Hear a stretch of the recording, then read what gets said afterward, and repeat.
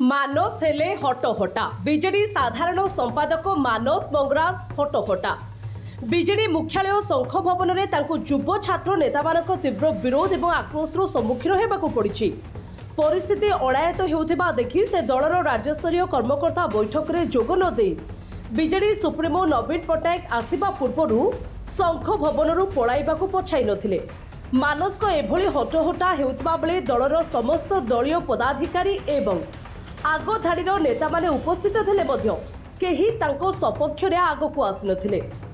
एपरिकी शंख भवन को तांको डाकी उद्देश्यमूलक भावे अपमानित करा जायतिबारु से दलरु इस्तीफा देबे बोली कांदी कांदी बीजेडी अघोषित सर्वेसर्वा वीके पांड्यान को खास अनुगत प्रणय प्रकाश दास और बबी को आगरे फेराद होइतिले। किंतु युव छात्र कर्मकर्ता मानक आक्रोश को देखि बबी ताली पका उद्यम करी ओलटा मानस को पिलांको भली न हेबाकू तागिद करिथिबा सूचना मिली। शंख भवन में दलर जनजागरण अभियान तथा राज्यस्तरीय कर्मकर्ता बैठक में जोग देबाकू बीजेडी साधारण संपादक मानस मंगराज आसिथिले।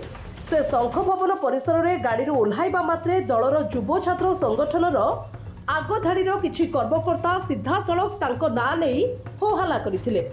दलाल दलाल हाय हाय बोली शब्द रे शंख भवन प्रकंपित होइथिला।